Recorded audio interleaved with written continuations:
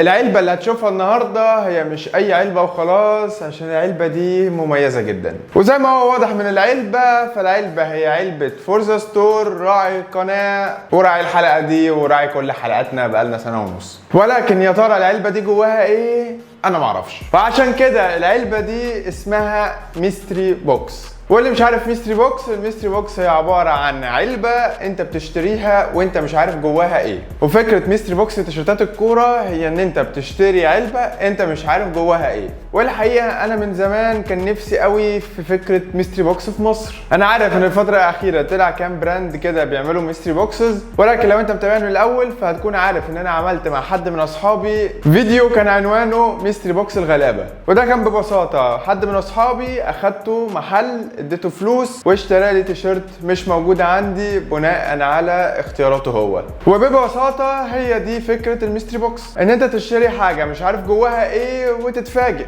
ولحد غاوي وهاوي تيشيرتات كوره زي عايز اقول لك ان انا متحمس جدا. ما بعرفش ابين قوي، ولكن من جوايا صدقني انا متحمس قوي. والعلبه دي عندي من كام يوم وايدي بتاكلني ان انا افتحها، ولكن كنتش هفتحها غير قدامك في الفيديو دلوقتي. وانا بكل شفافيه ووضوح انا معرفش ايه اللي جوه التيشيرت ولا عارف حتى هنتات عن اللي جوه التيشيرت. ولزياده الشفافيه والحماسه فانا هكون لابس البتاعه دي عشان ما اشوفش حاجه خالص. فاتكلمنا كتير، فيلا بينا نشوف ايه اللي جوه الميستري بوكس. اول حاجه نلبس البتاعه دي، يا رب النضاره ما تتكسرش. يختي هتتكسر.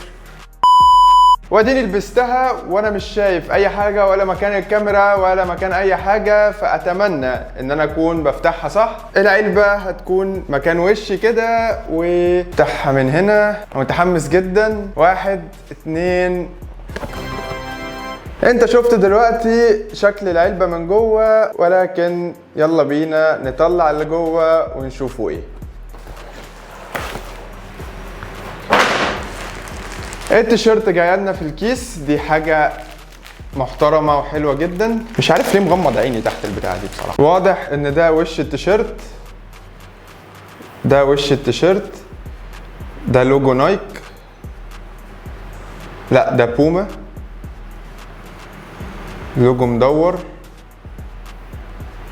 جاهزين؟ ده وش التيشيرت، اتمنى يكون باين ما يكونش الفيديو باظ. ده ظهر التيشيرت، نقلبه تاني كده. 1 2 3. تيشيرت دورتموند يا جماعه الجديده الموسم ده الهوم. استنى البس النضاره بس. التيشيرت دي مختلفه قوي ومميزه قوي عن اي تيشيرت لدورتموند قبل كده، بالديزاين المختلف جدا بتاع التيشيرت، واللي بيقال ان هي من تصميم الجمهور. ودي بصراحه من فتره كبيره قوي اول مره تيشيرت دورتموند تعجبني. لو اول ما شفتها في الاعلان كده، التيشيرت دي تتلبس على جينز وتبقى واسعه كده وما ينفعش تلبسها ضيقه وتنزل بيها في الشارع وتحط ايدك في جيبك في الجينز كده وتبقى رايق قوي. تعالى كده نشوف شكلها علينا عامل ازاي.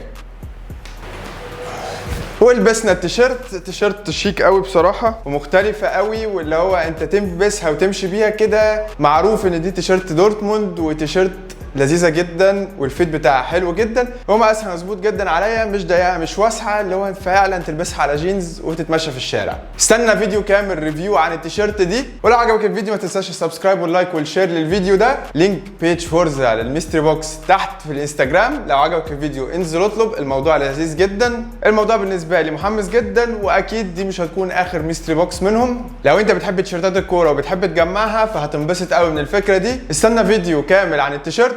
اشوفك الفيديو الجاي. سلام.